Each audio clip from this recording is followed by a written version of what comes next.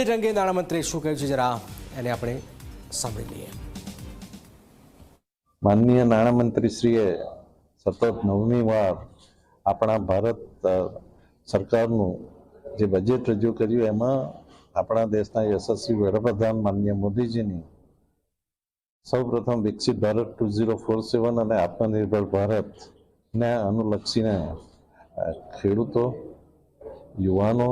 ગરીબો અને મહિલાઓને અનુલક્ષીને અનેકવિધ આયોજનો કરવામાં આવ્યા અને એમાં ખાસ કરીને ગુજરાત માટે જોઈએ તો જામનગર આયુષ પાર્કમાં એની ઘણી બધી વ્યવસ્થાઓ વિકસાવવામાં આવશે અને એને કેન્દ્ર સરકાર તરફથી સહાય મળશે। હેરિટેજ સિટી જોઈએ તો ધોળાવીરાને એક આગવી રીતે એને વિકસાવવાનું આયોજન કરવામાં આવ્યું છે। તે જ રીતે દરેક જિલ્લામાં એક મહિલાની હોસ્ટેલ બનાવવામાં આવશે, એના લીધે પણ સમગ્ર ગુજરાતના દરેક જિલ્લાઓને આનો લાભ મળશે અને સાથે સાથે જે ફાર્મા બાયો પાર્ક એટલે ફાર્માને જે પ્રોત્સાહન આપવા માટે 10,000 કરોડનું એક નવું પેકેજ જાહેર કર્યું છે। એમાં ગુજરાત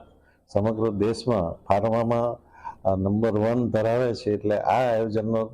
મોટો ભાગ આપણા ગુજરાતના ફાળે આવશે અને તે જ રીતે સેમી કન્ડક્ટર અને જે ઇલેક્ટ્રોનિક્સની જે આઇટમો જે વર્લ્ડ વાઇડ છે એમાં પણ 40,000 કરોડનું એક આયોજન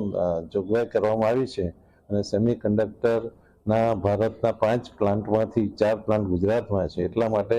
ગુજરાતને આનો મહત્તમ ફાયદો મળશે।